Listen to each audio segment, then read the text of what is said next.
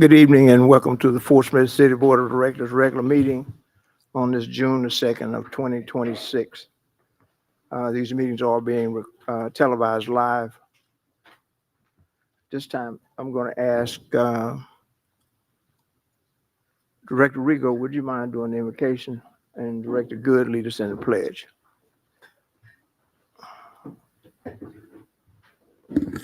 Please bow your heads with me in a word of prayer. Lord, we're so grateful for the opportunity to be here this evening, serving and participating in the governance of our community. We appreciate the health that has allowed us to be here tonight, and we ask for your continued blessings to be shown to our community. In the name of Jesus Christ, we pray. Amen. I pledge allegiance to the flag of the United States of America and to the republic for which it stands, one nation, under God, indivisible, with liberty and justice for all.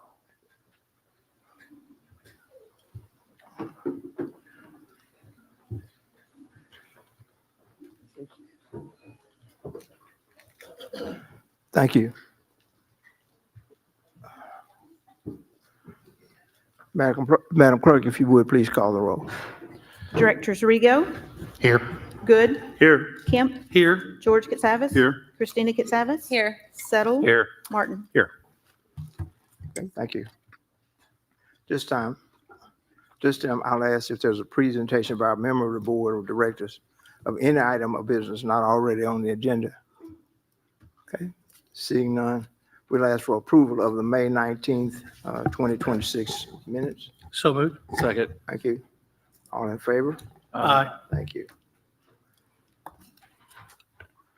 A reminder, a motion and second to adopt each of the following items must be offered before director comments are made, and public comments on items must pertain to the presented item. With that, we're going to go right to the Citizens Forum, Madam Clerk. Yes, we have several, the first being Andy Postrick, and each will have 5 minutes. Hey, thanks everybody. My name's Andy Postrick. I live in Fort Smith. I love living in Fort Smith because of our clean drinking water. I actually traveled a lot recently and I had to drink other cities' tap water and it was bad. And every time I turn on the tap, the water comes out clean and that's a miracle to me. So I think that we don't recognize some of the more positive, mundane things that are happening. And I just wanted to give my props to the water department for that clean water that we all enjoy. I was also at a conference about a week ago. We talked about municipal finance, and I just wanted to recommend this book for anybody who is running for something or just wants to learn a little bit more about municipal finance. It's called You'll Pay for This, and it's by Michelle Durand Wood. He spends about the first half talking about like how accounting works, what the difference is between a balance sheet and an income statement is.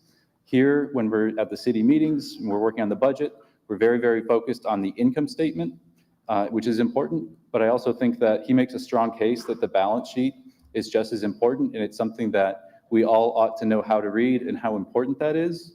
He talks about a concept called bezel, which I enjoy pretty much. It comes from the word embezzlement, and that idea is when there's a crime like embezzlement, there's a period of time where the criminal, the fraudster, has the $100, and the victim also thinks that they have $100.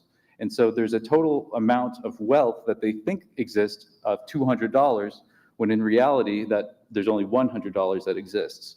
And cities can sort of run into the same issue where they believe that there is more wealth than there actually is. And he sort of walks through that process as well. But even if you just read the first half of this book, everybody, if you're running for something, I highly recommend it. It gives you a great introduction to municipal accounting, and that's all I wanted to share. Thank you. Thanks, Andy. Next, we have Crystal Cadelli.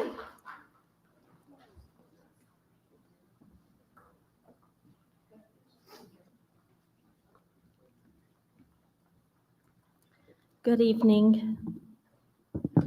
I do want to start out by saying thank you. I don't know that I have for allowing citizens 5 minutes. I think that it gives us a chance to really give you guys a pulse on how we're feeling. So I'm going to start out with a question, but I'm going to ask that if you feel like you want to answer it, you do it after the 5 minutes. So the question is for Mr. Rigo, Mr. Settle, Mr. Good, and Mr. Kemp. What do you consider the critical needs of Fort Smith? When I talk to residents, the answers are clear. Public safety, water and sewer infrastructure, streets, drainage, and affordability. These are not luxuries. They are the basic responsibilities of the city government. A city can't grow or attract business or improve quality of life without these essentials. So let's be honest, how are we doing? More than a third of our water meters are not working. We have aging transmission lines that need major investment and could stop working at any time. We face an enormous and costly consent decree obligation, and let's face facts, that the tax reallocation alone is not going to fully cover the cost. We need additional patrol officers to properly cover our city for their safety and ours, but we asked our police to cut their budget. The fire station at Chaffee Crossing lost a pumper truck, and with that pumper truck loss, they are down 3 firefighters, leaving only 3 crew members on duty at a time. If that crew is on a call and another call comes in from a business or a resident, they could wait 10 to 12 minutes for help to arrive. That is a long time to wait in an emergency. Along with, how will that impact the ISO rating? We are now down to 1 fully functional hospital that is already overloaded, and Baptist announced today another 73 employee layoff. Can these issues be fixed in a blink of an eye? No. But can we change direction and start turning the ship around? Absolutely. The first step is getting serious about priorities. No more $6.4 million water slides. Parrot Island already has significant maintenance and operating costs. No new parks, and pause park capital projects for at least 5 years. That alone would generate $37 million to put towards critical needs. Sell all vacant land and unused buildings. The sale of the properties will start to generate more tax revenues. Stop giving millions of taxpayer dollars to private developments. Every developer would love a $2 million gift given to their development. Make Arcoma responsible for their debt and charge fair market value for the water we provide. What we're currently entertaining is not enough. They are losing a significant amount of our water. If a Fort Smith resident failed to pay 1 month of a water bill, they would shut it off. And we've allowed them to go a year without paying $400,000. This is only a start. There are many other areas where waste can be reduced and priorities can be restored. I believe in Fort Smith. I believe we can thrive again, but it starts with discipline and accountability. And I will also ask that this board reconsider the change in government. Whether you're for it or you're against it, I think that you should let the citizens decide. And I think that that will also give you an idea on how we feel about how the city is being currently ran. Thank you very much. Next, we have Chris Cadelli. Chris Cadelli, okay.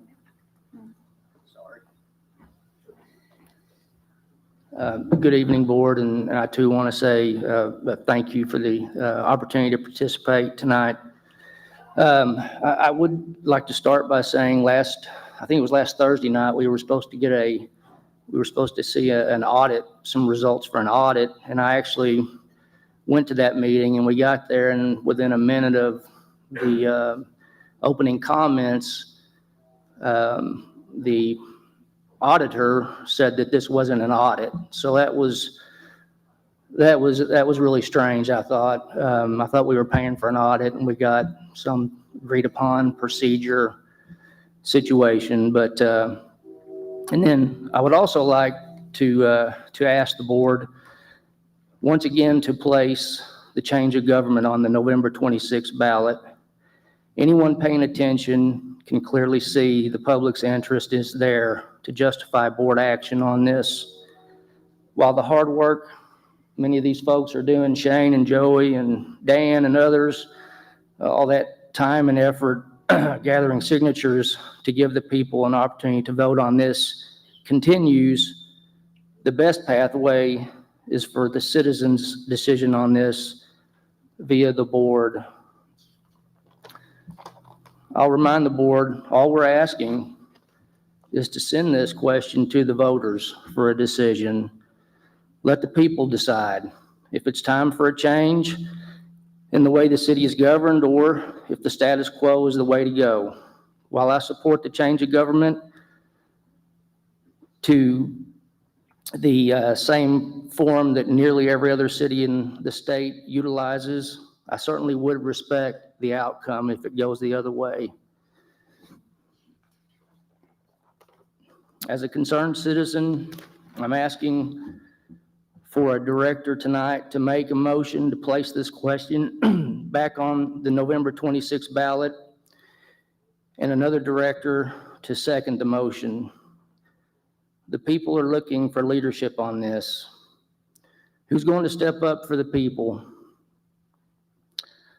We had 3 votes last month. Maybe Director Rigo has had time to reassess the amount of time he thinks the citizens of Fort Smith need to educate themselves on a strong mayor-council form of government. He's publicly stated on multiple occasions right here how he so desires for this change in government.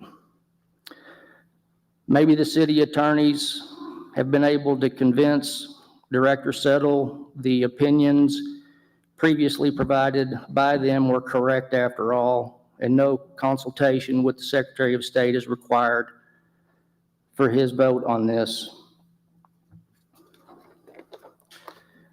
Maybe after further consideration, Director Good would also like to reconsider and maybe make sure his constituents have an opportunity to vote on this in November.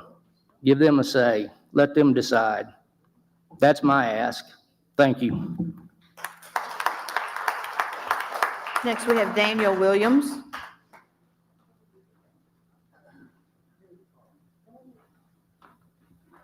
Good evening, Board, Mayor, and City Administrator.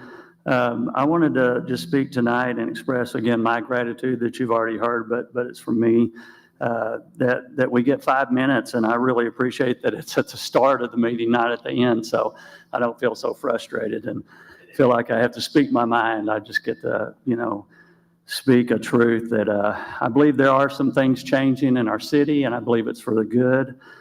I want to see the good. I want to see the good in y'all. I want to see the good in how you articulate change. And we have complex issues that we're looking at. I believe this gives us a time to voice more than our opinion, but voice what we hear in the community. We talk to a lot of people and are talking to more and more daily. And people do want to see transparency and they want to see accountability. However, the dedication that we saw in the last few weeks from the board leaves, really a bad taste, but it's really, I think, a blessing in disguise.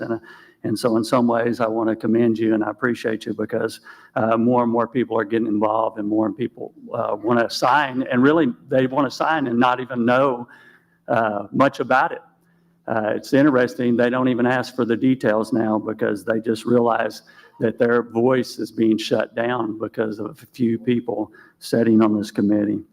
So that brings me to, really, I believe that someone should vote for it tonight and someone should second it tonight. And I believe it should get on the November 26th ballot.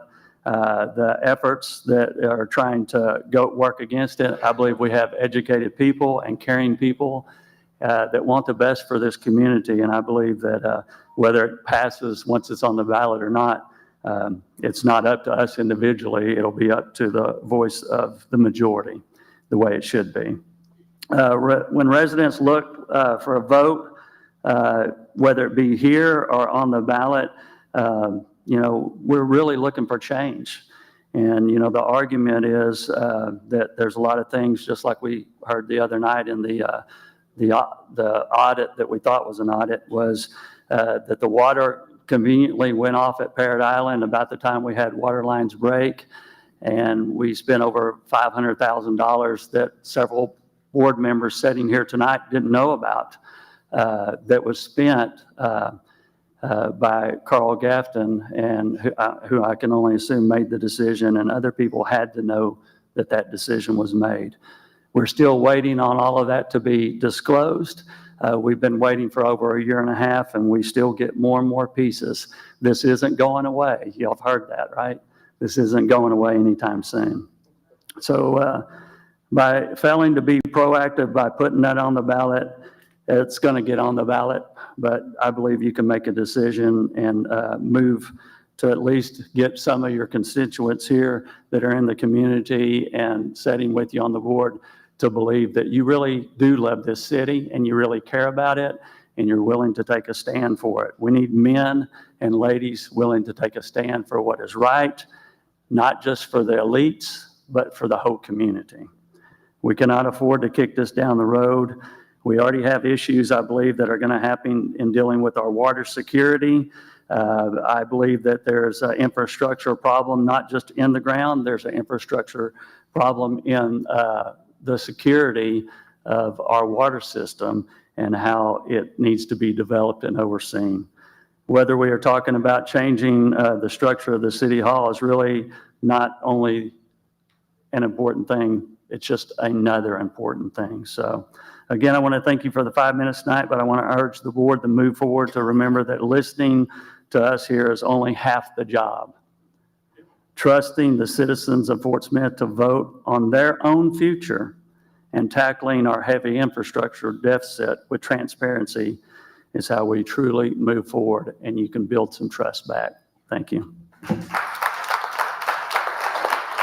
Next, we have Jacqueline Hooper.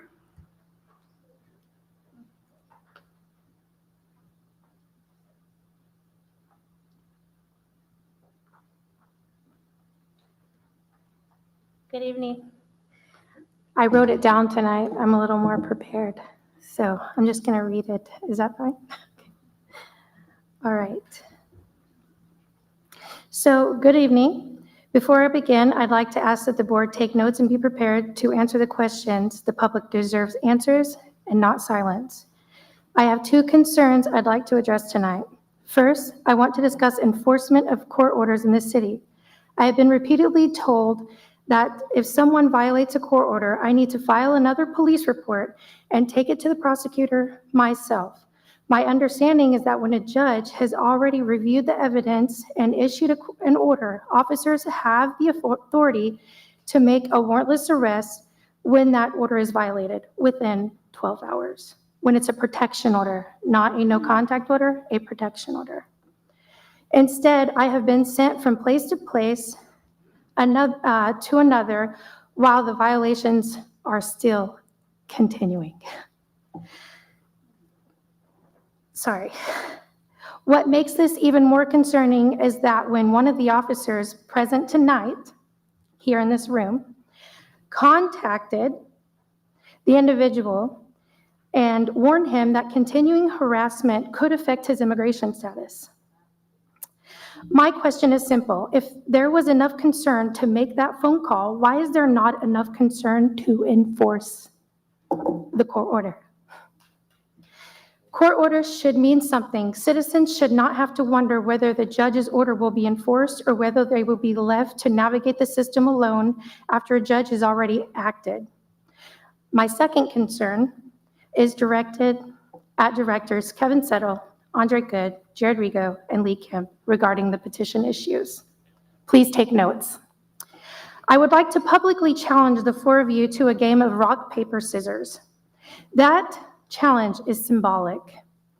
Really? Because the behavior surrounding the issue has been disappointing. When the elected officials spend more time arguing, deflecting, and treating serious public matters like political games, it begins to resemble a playground dispute rather than the leadership. The people of this city deserve better than bickering, posturing, and unnecessary drama. They deserve adults who can work together, respect the public process, and address issues with transparency and accountability. Petitions represent citizens who took time to participate in their government. Whether you agree with them or not, those voices deserve to be heard and treated with respect. The blisters on my feet can prove that. I look forward to your answers. Thank you.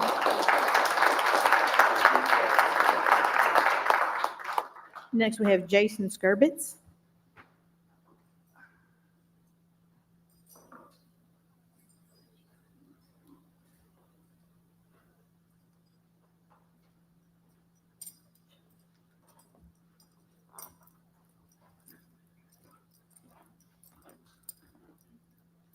Good evening, Shane. I'm not going to belabor the point that everybody else has already elaborated a lot better than I, excuse me.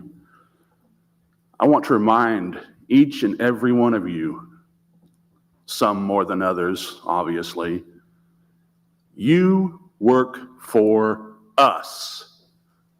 We, the people, we are showing up in greater numbers than I would say at least the last 10 years because of the nonsense that you all have allowed to go on. And not just allowed, some have participated heartily in it and unabashedly. You don't want it to be known, but it is, and it's becoming known greater and greater extent. Why does it take such outrage and people being fed up and pissed off for you to possibly take notice? That's the question. Anybody care to answer it?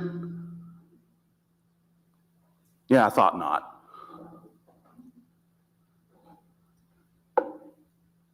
When we're not represented, but a few not so vocal minority are, that's an issue and a problem. But do I expect you all to do anything about it? Unfortunately, no. We won't be holding our breath. We'll continue to do what we're doing because we realize we're going to have to do it ourselves instead of somewhat relying on the people we've put up there to work and represent us. I'm not speaking for all of you. You guys know I support the minority of you up there. But frankly, the rest of you make me sick. Next, we have Shane McKinney.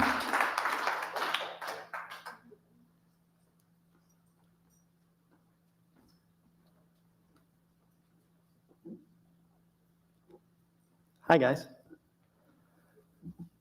We are working very hard still on gathering signatures. You probably saw the stack photo. If not, I'm sure somebody will be sharing it around for you to see later. This is a tremendous effort from a lot of people, some of them in this room, a lot of them you've never met, a lot of them you probably never will meet. But I want to ask kind of just a different type of question today. The people that didn't want to put this on the ballot were saying, we want to hear from the people first. We want to hear from the people first. And I totally respect that, which is why we asked you to bring it to a vote of the people. Literally, a vote to see what the people want. 3 of you voted against the people voting. Think about that. We're coming on 250 years of celebrating, telling a king, we want a vote. And 3 of you representing the people, I'm not sure which people, but I have a clue on a couple of them. Representing the people don't want to allow a simple majority vote to see about a change of government. Who are you protecting from a vote? You're not protecting the people from a vote. I can tell you if this were 1776, this wouldn't be a couple people up here talking and being pissed off. And I can tell you that we're getting close to another celebration that some of us libertarians love. It happened in Colorado. It involved a bulldozer, some armor plating. Yeah, there's a point where reasonable people are pushed to unreasonable things by leadership. You don't want to continue to push these. Every time you say no, 50, 100 more people will contact me to volunteer. You can say no again. That's going to be another 50, 100 volunteers. The people just want a vote. Why are you scared of the people voting? Jared, why are you afraid? You say you want this. Why are you afraid of a vote, Kevin? Why are you good? Like, clearly the people are putting a tremendous amount of effort into this to get a vote, not to force this on anyone, just to have a simple vote. My only question, and I'm going to sit here for 2 minutes and 30 seconds until somebody answers. Why are you afraid of a vote? Kevin, Andre, Jared, why are you afraid of a vote?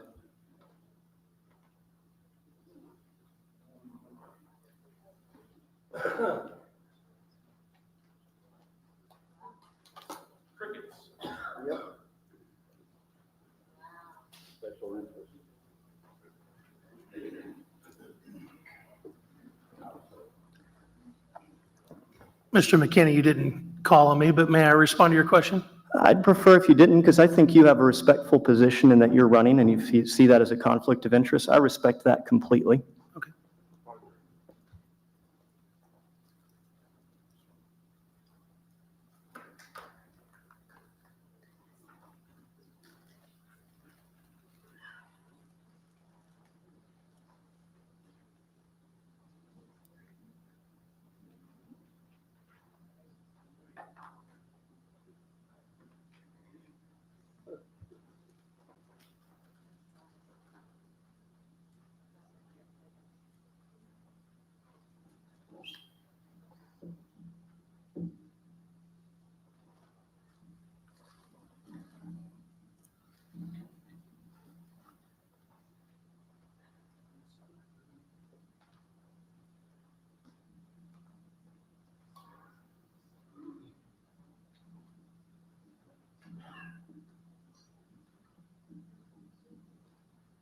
I'd like to know too. Seconded. On powers.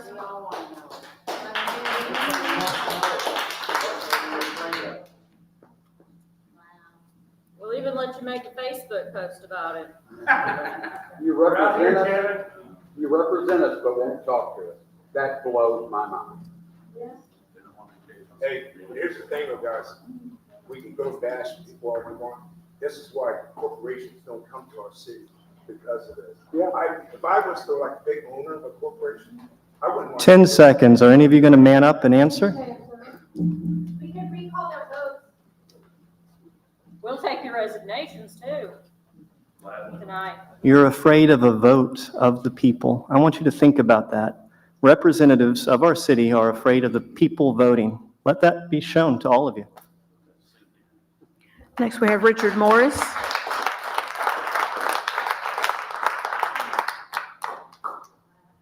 Richard Morris. I wasn't going to say this, but you know, you want to talk about the board being afraid. I'm afraid of this mob rule behind me. It has a, go ahead and laugh. I'm afraid of these maniacs behind me. It has a chilling effect on civic participation. That's my opinion. Okay, what I come up here to talk about. I come up here to be positive, okay? I got a shirt here that I'm celebrating a quarter of a millennium of America's existence. And, you know, we started off with the First Amendment. There are now 27, but the First Amendment is what we are taking advantage of right here and now. Freedom to assembly, freedom to petition the government, freedom of speech. And there have been laws put on the books since 1776 to guarantee that citizens are not intimidated to silence them. Okay, we have federal law that supersedes everything else. And I'll bring up something else that I found is interesting to guarantee our right to free speech. And let me bring up a picture of this. Right here in Arkansas, they have what's called the Arkansas Citizen Participation in Government Act. That's another thing to strengthen a citizen against being bullied by an elected government official. When an elected government official wants to silence that citizen by threatening to sue them just for speaking up. Well, this counteracts that. It means that if a government official wants to bully you, threatening a lawsuit, well, they better be damn sure that what they're trying to sue you for has standing, is legitimate. So that's one check and balance that comes from the state level. At the federal level, if that individual representative, government official, is part of a board or city council, and that city council does nothing to discipline that person, well, the city council, the whole city is liable to the federal government and cost you a ton of money because you're violating a civil right. So that sounds very negative. It's a matter of fact, it's a matter of law, and we need to celebrate those protections. The people in 1776 had a clue about oppression from King George. So we got to guard ourselves, and we can guard ourselves against King Georges and Queen Georges. That's the point I want to make tonight, okay?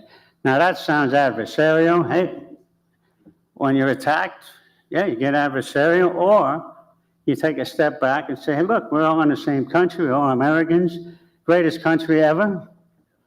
We need to work together. We need not to heckle each other. We need not to overspeak. We need not to talk over each other. For me personally, I would appreciate if you keep it down a little because I'm half deaf and I can barely hear when people are heckling and clapping. Have some respect. Have some respect for the institution. So that's what I got to say. I hope you get the gist of what I'm trying to say. And I'm not here to tear down government. I've been in Fort Smith for 20 years as a retiree, and I've participated on various boards and commissions on the city. One, my hobby, my pastime was to test government, put it to the test, and it was also to help improve government, because it's all we got. We have self-government, we have power spread out and dispersed. Unless you want an authoritarian government, where we all lose, let's not fight amongst ourselves. We can have vigorous and sensible and reasonable conversations and arguments. Reasonable men established the United States. Laws are made by reasonable men and enforced by reasonable men and women. That's an improvement. It said men back there, now it's women too. Hey, I got a mother. I want women involved. So anyway, that's all I've got to say, with malice toward none, but I'm trying to be emphatic. And my patriotism is emotional. And if that's coming across, there's reason behind that emotion like everyone else has. I couldn't get into the military. I have physical disabilities, but I have family going way back to World War I who gave their life, their well-being. A lot of people have that here. And I'm not going to sit silent because while they're away in harm's way, we need to keep the home fort stable. We need to keep it welcoming for them to come back to. And that's what drives me to do this. So thank you for your time. Next, we have Joey McCutcheon.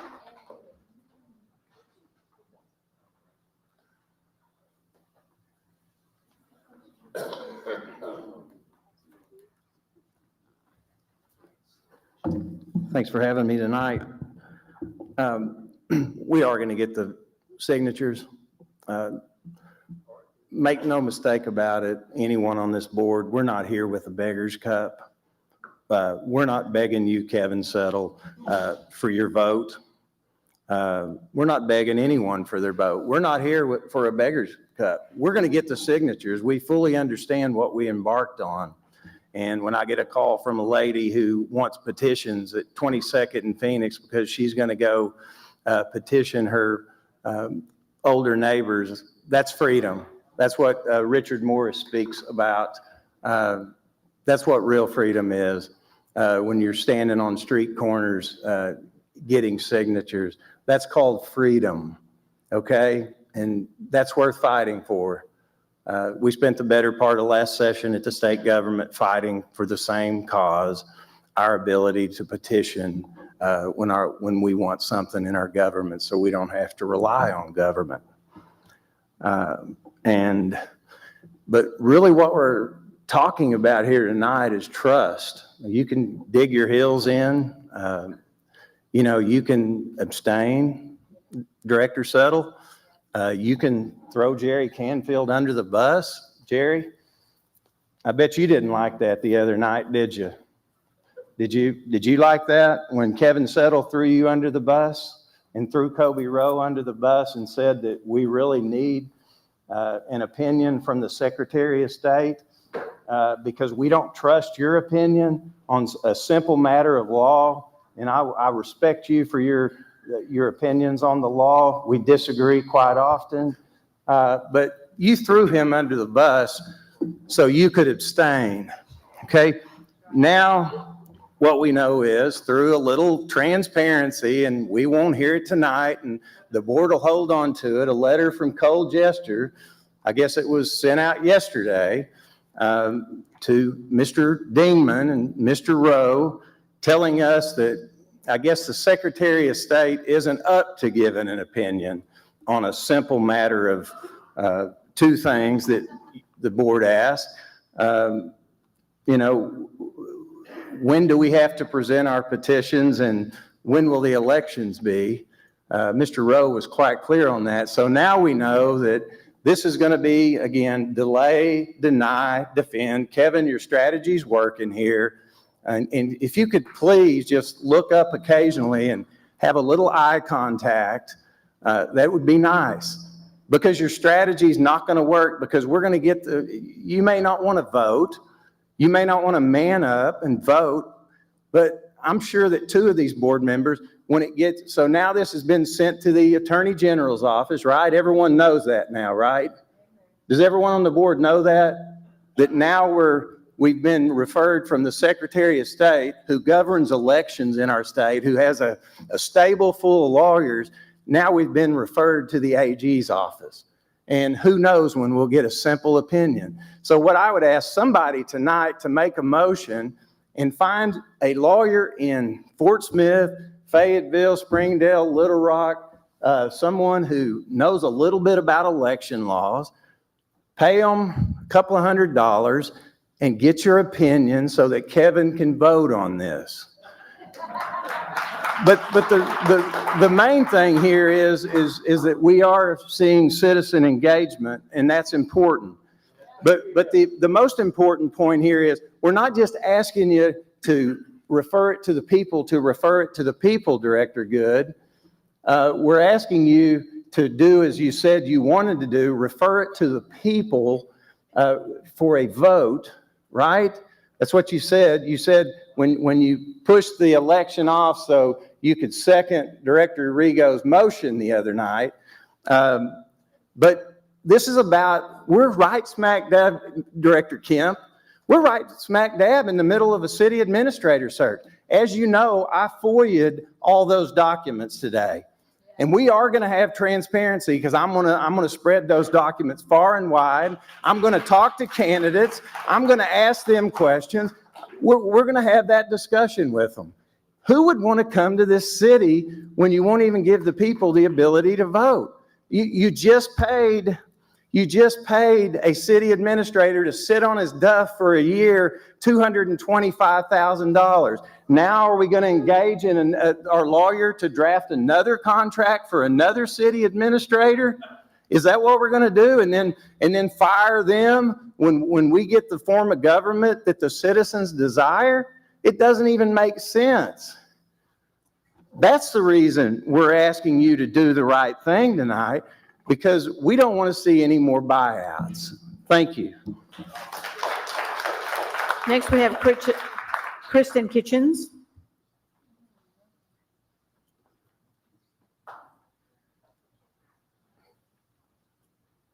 So 2 weeks ago, I was up here and I wanted to talk about how this form of government has failed the city of Fort Smith, our residents, and also our board members.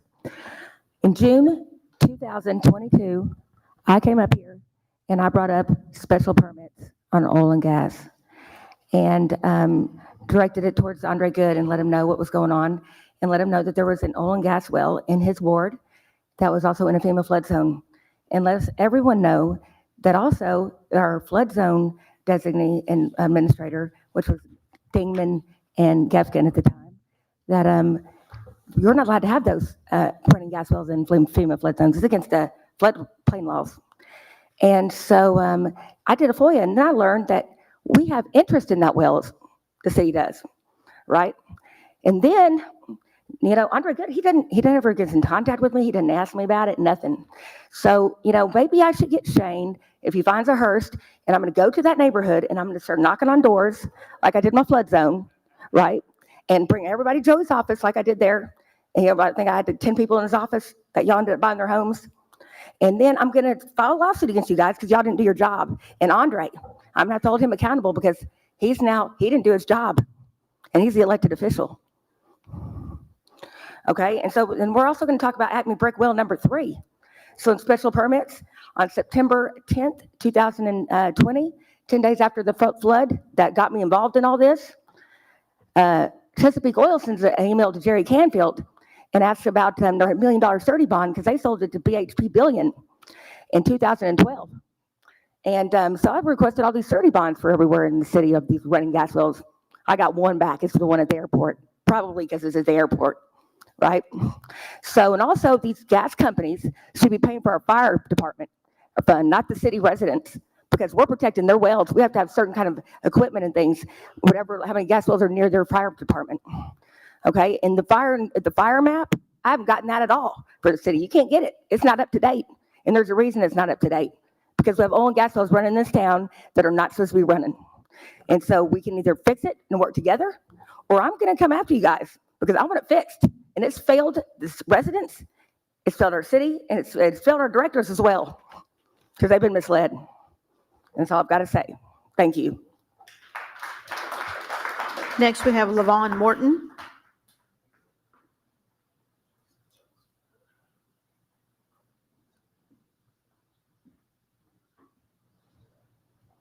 I'm Levon Morton. I'm a resident of Fort Smith. I'm a certified public accountant, certificate 1383. I'm a member of the City Audit Committee. There have been some comments here about the fact that the work done on Parrot Island was not an audit. And it's true in the technical sense that CPAs who have a certificate have to live by that it wasn't an audit of financials in accordance with generally accepted accounting principles. It was a process where you perform procedures, audit procedures on certain accounts selected by whoever hires you to do the work. 3 directors, Director Martin, Director Gatsavis, Director Good, are members of the audit committee, along with me and 3 other citizens. And we were the ones, the 7 of us, who designed the procedures. So the auditors did exactly what they were asked to do. They did not find fraud. They did not find any missing money. They did not find any improper expenditures beyond small amounts that would not be significant to the overall results. The reason it wasn't released is because they're waiting on responses from ARM with respect to specific comments they had on areas that need to be improved or remaining things that were unclear. I would say that the one thing really specific that I got out of the whole process is something the directors and the city need to take note of. And that is that there are a lot of expenses that are on the ARM financial statements that appear to be allocated expenses from the home office rather than direct expenses. Now, I asked the city people who were there to find out what that breakdown was, because it is important. You need to make sure that the allocations are fair, because we could be overcharged for that. And I would say if you're going to get a proposal from another firm to manage the park, you need to start right now for it next year. Because if you wait until September, it'll be too late to switch over. So I would just ask you to do that. That's all I have. Thank you. And last, we have Michaela Gaffney.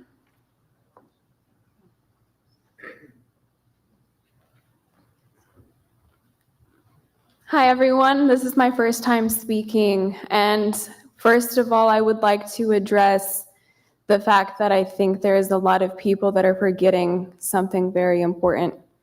By making this decision, there are people that are going to lose their jobs.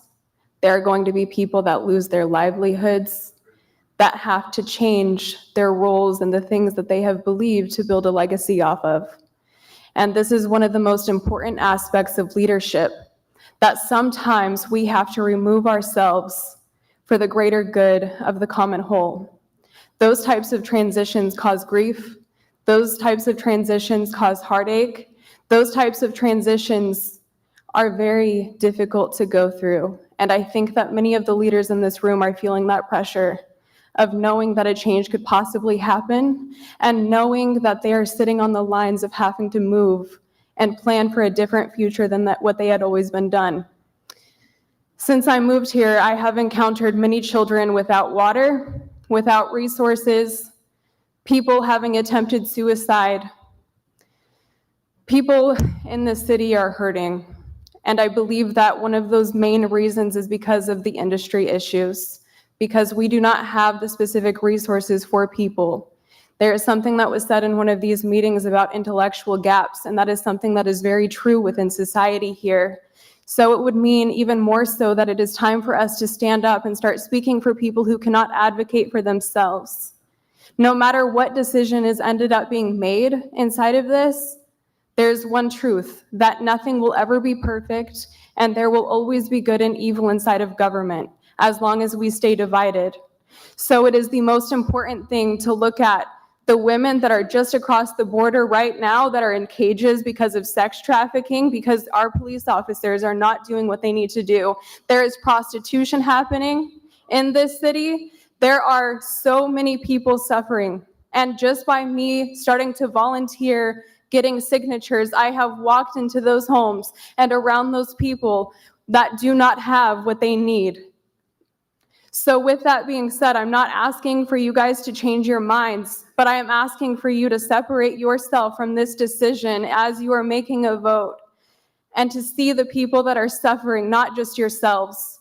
I'm not educated as much as I should be on government to be speaking today, and I know that I have more to learn. I am not an expert in this, but what I do know is that there are people suffering. And by you guys releasing your own egos in this and giving yourselves an opportunity to have an objective point of view in the case of leadership gives more people their dignities back, their humanities back, the very things that so many people have lost. And I believe that it starts in government, not because one individual at a time can't not do it, but because you guys have a greater impact to impact people as a whole, not just one at a time. Thank you.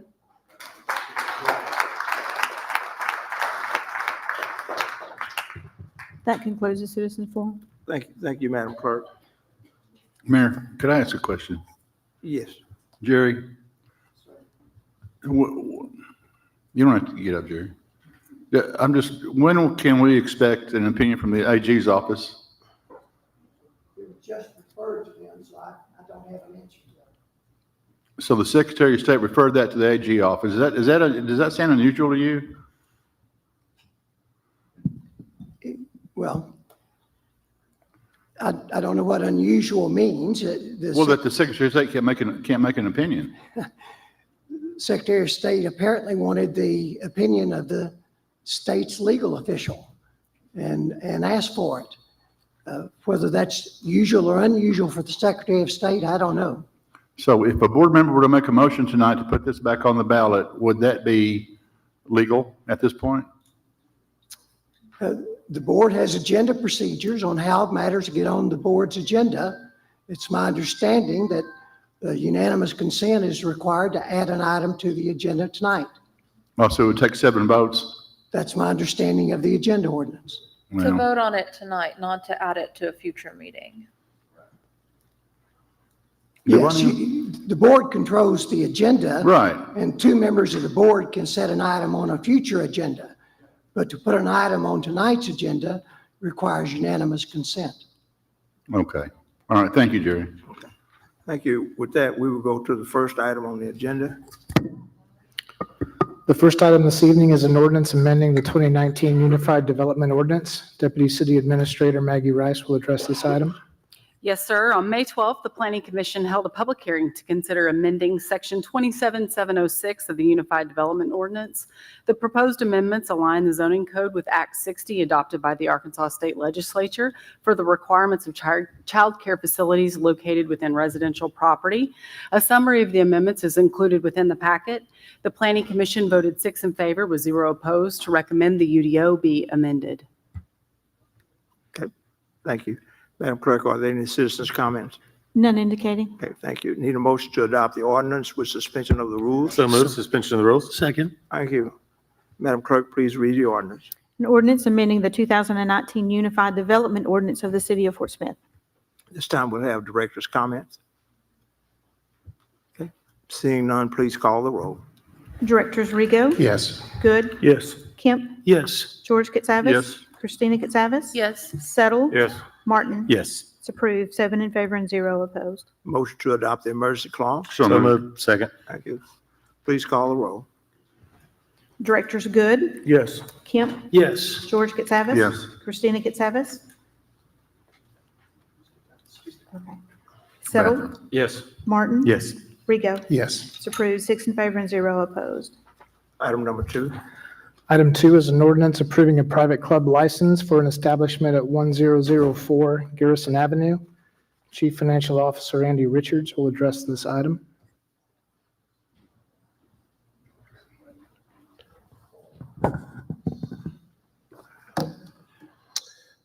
So item 2 is for an application that's being made by Greater Fort Smith Yacht Club, Inc.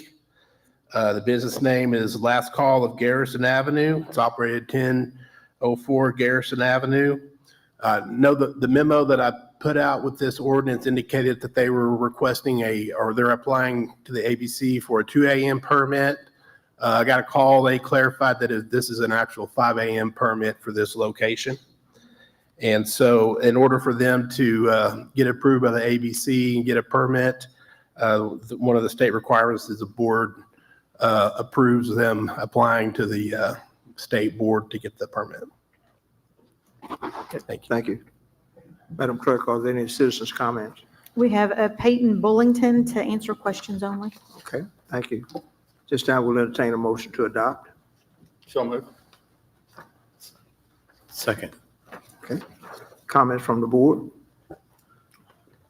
Go ahead, Director Neil Martin. So Andy, there isn't anything in here that says 2 a.m. versus 5 a.m. Is that right, in the ordinance itself?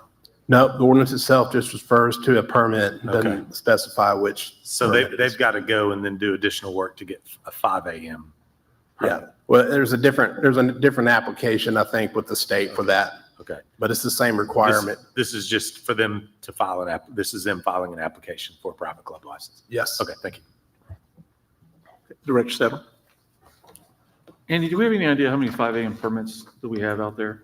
Do we keep track between a 5 and a 2 a.m. permit by chance?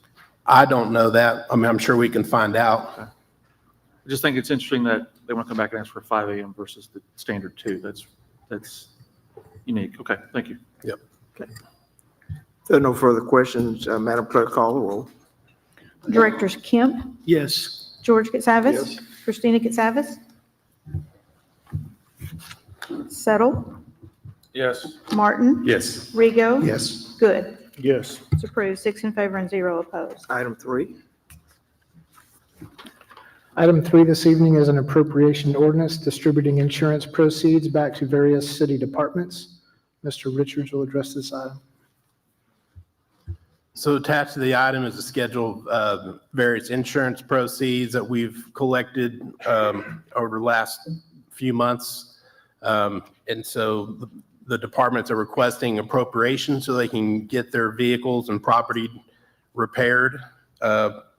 There's about 92, looks like, yep, it's amount, I think it's $92,000 total across various funds.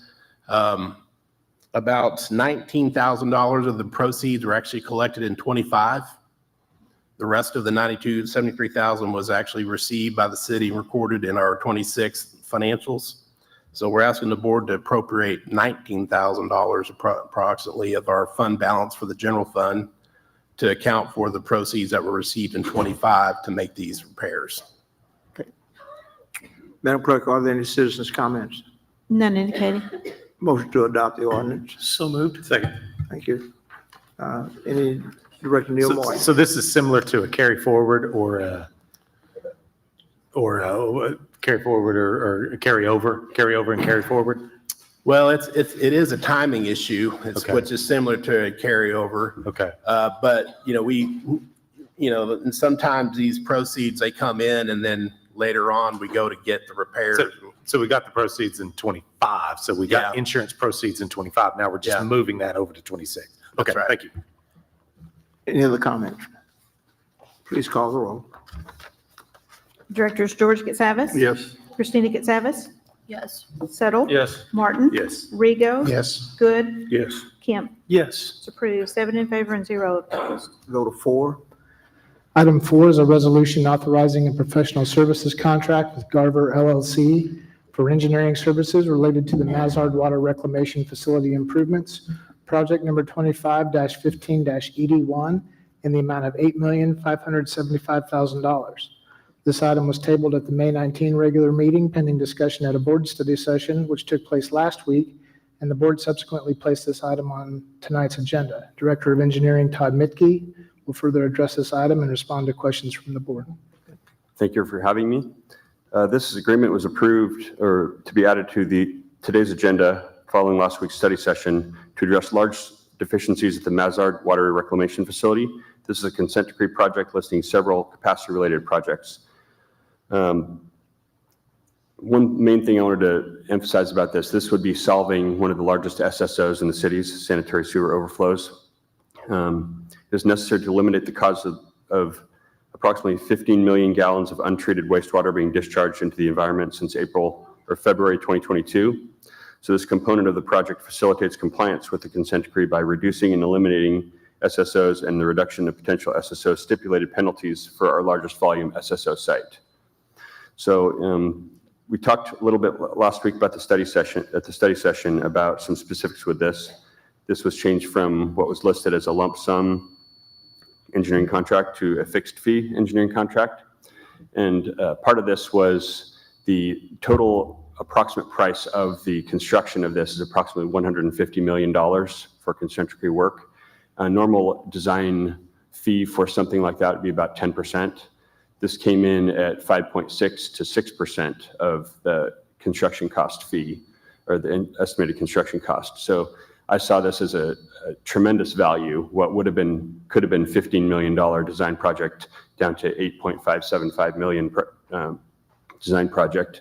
So it is to the city's interest to have this as a fixed fee project, which the consultant still doesn't have to bill for their hours. We will pay for they don't have to bill for the total of that amount if they don't want to, but I do anticipate they will. So I would love to answer any questions you have about this. Thank you. Are there any citizens' comments, Madam Clerk? Yes, first we have Andy Pruitt, who is here to answer questions. He's with Garver. Okay. But first we have Joey McCutcheon. I have 2 minutes.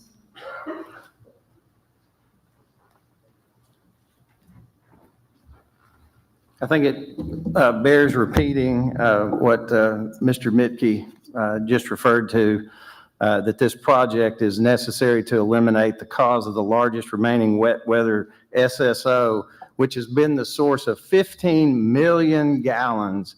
That's 15 million gallons of untreated wastewater being discharged into our environment since February of 2022. And we wonder why we've got a stipulated penalty. And we wonder why for 40 years, we've had city attorneys, we've had downtown elitists, we've had boards, we've had the same form of government, and we're still 15 million gallons of shit flowing in to our river, because that's the next portion down here. And I think what we really, really need is to hire, I really like Mr. Mitke. I think he and James Gentry are spot on.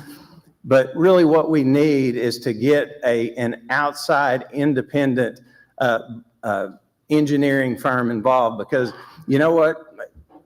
When we pass all that tax money, to me, it seems this is monopoly money, really. This just seems like monopoly money. I mean, we've seen bids that have been horrendous in the past, which the board caught. But sometimes it's just like monopoly money, and that's why I'm up here tonight. I mean, the design portion, I don't know if $8,575,000 is reasonable or not, and I bet not one of these board members knows that either. You're relying on one person to tell you that.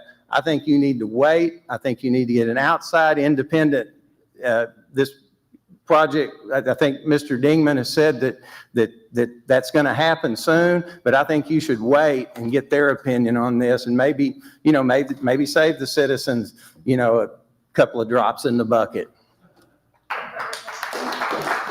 And last, we have Shane McKinney.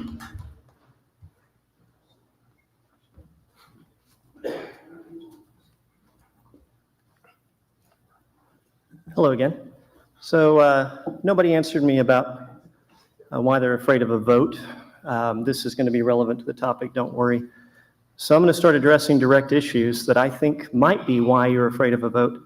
One of the things I've seen thrown around by several people against us petitioning has been, we need professional, college-educated, experienced at large business leadership for the city of Fort Smith.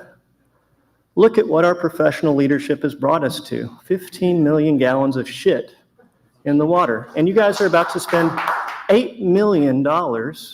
Raise your hand if you're a professional civil engineer and actually understand any of the stuff that's being talked about here, college educated. None of you? Huh. Doesn't seem like you need to be college educated to have a vote on this. I'm college educated. Well, are you a civil engineer? I'm not a civil engineer. That's right. I'm an IT director. I mean, you could have a college degree in, seminary or something. It doesn't mean you know how to spend $8 million in engineering. And you guys are part-timers.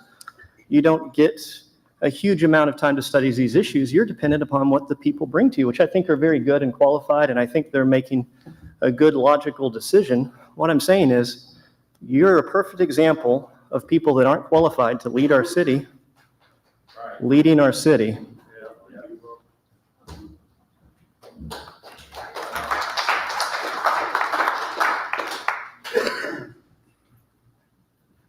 That's all for public comment. Thank you. This time we entertain a motion to adopt a resolution. So moved. Second. Thank you. Any comments from the board? Director Seven. Thank you, Mayor.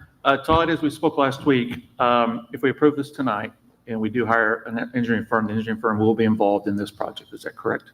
The engineering firm will be designing it, yes. But the outside firm that we're going to hire besides Garver, we said we'd like them to be involved in this, setting it up, designing everything. That's what we talked last week about. Are you talking about the program manager? Yes. Yes, they will be involved in decisions along with value engineering. Exactly, they'll be heavily involved. Okay, the other thing I would ask to this board is every 3 months, have a report to this board of where this project is at.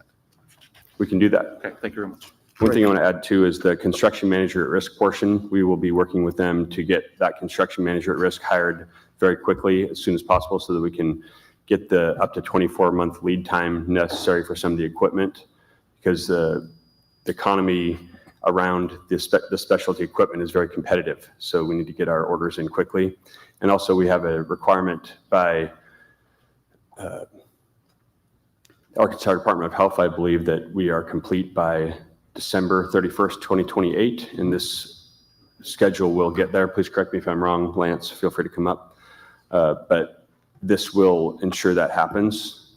One of the things that concerned me with the other group that submitted an application is they couldn't do that in the timeline necessary. Okay, thank you.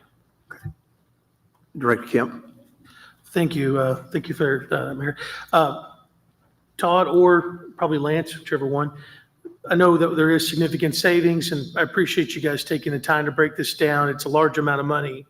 The project's a large amount of money as well. With the savings being there, when you talked about it could have been like a $15 million price tag on the general percentage runs of projects of this scope, we're confident that we're not going to see change orders, that the work will be completed, and that the savings will actually be realized?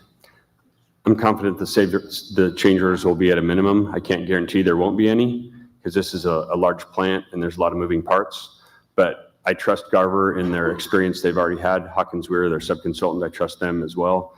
But they have a lot of institutional knowledge already, a lot of blood, sweat, and tears from crawling through the belly of the plant, so to speak.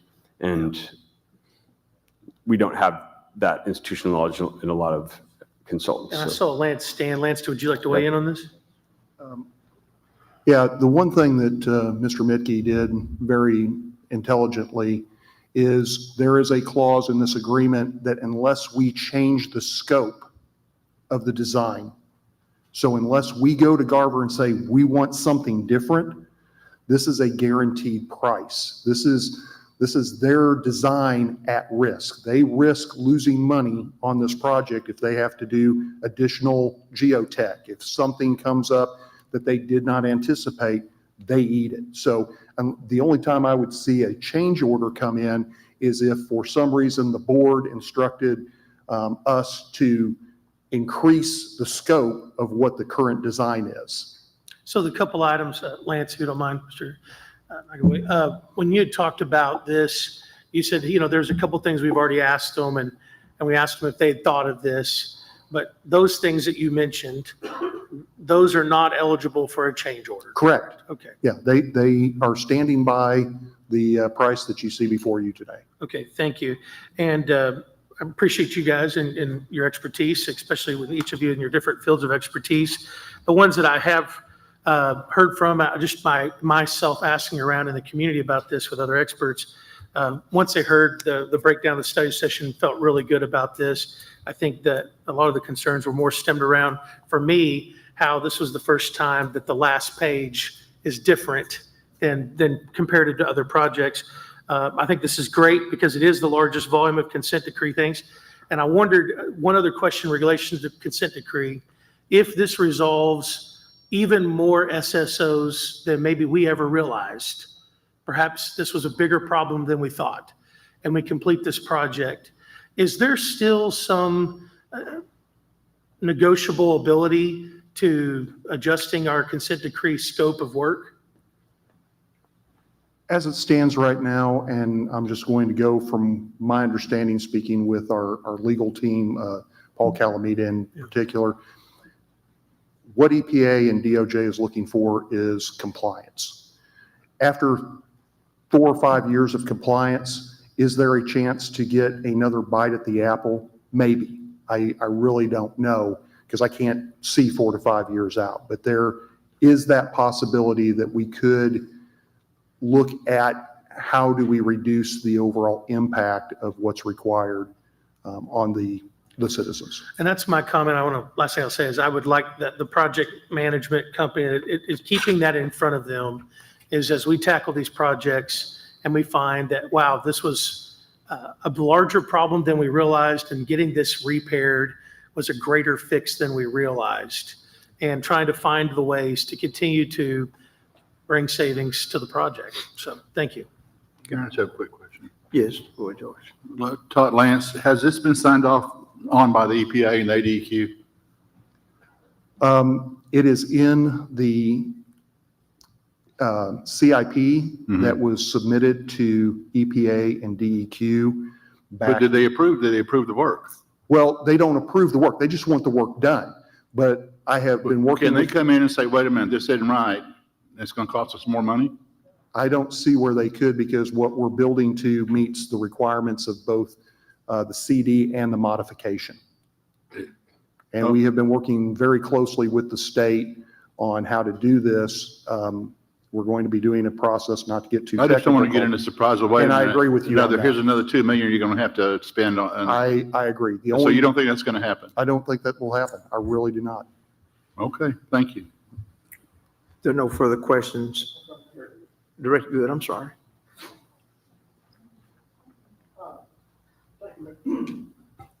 Thank you, Mayor. Just had a quick question on, it's on page 48 on the screen, but in our work, it's page 32. Have a note, just questioning item 10 about extra work. This extra work that's referenced, is that typical of such a large job? Testing 1, 2, 3.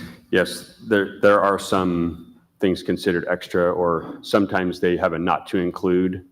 And if Garver would like to talk about any of these extra work items in detail, because we want all your questions to be answered. One thing as they're coming up, this does not cover construction administration inspection from Garver. If we choose to use them, which normally you do, that's going to be a different contract once construction starts. And part of that, as we move forward with our construction manager at risk, we will identify different construction methods sometimes with that. So I didn't want you to be surprised when we come back in construction thinking that was included in this package. It is not normally included. Understood. Thank you. This is Andy Pruitt, Vice President of Garver. So Thank you, Mr. Pruitt. Thank you. I'm glad to be here to answer y'all's questions. This is a really exciting project for us to get to work on. We want to help y'all solve this problem here in Fort Smith. This extra work, these are just items that help us clarify like what the scope of that work is so we can define the fee and so we can understand our costs. And so this extra work are things that we don't anticipate that you're going to need, but just if we are asked by the city to do them, they would be extra work. And we want to clarify that so that it's clear on both parties, like, yes, we agree to do this, and it's at the direction of the city if we go do that. Understood. Thanks, Andy. Any other questions from the board? Madam Clerk, please call the roll. Directors Christina Katsavas, Yes. Settle, Yes. Martin, Yes. Rigo, Yes. Good, Yes. Kemp, Yes. George Katsavas. Yes. It's approved, 7 in favor and 0 opposed. Item 5. Item 5 is a resolution authorizing Amendment No. 1 to an engineering services agreement with Halff Associates for 2022 SSA Remedial Measures Project Number 25-13-81. Mr. Mickey? thank you. This consent decree project consists of remediation of Sub-Basin S005 sanitary sewer collection system, which includes approximately 6,800 linear feet of pipe and 6 manholes. Upon starting at the city of Fort Smith, I've asked for an increased attention to easements on folks' property, and this partially stems from that. So this is a $12,000 increase to the design cost, which was previously in the amount of $418,600.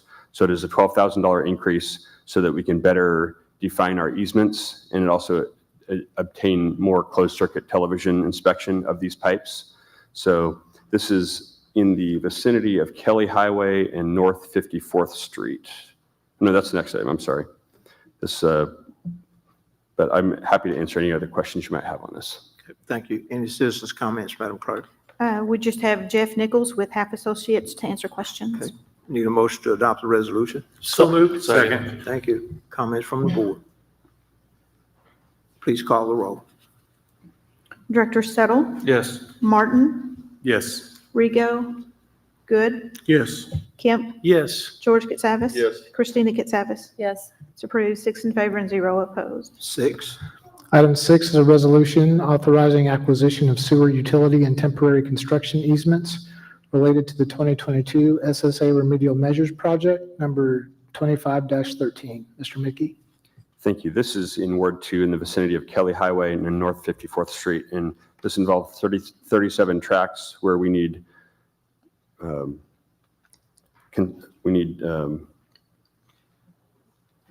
easements. I'm sorry.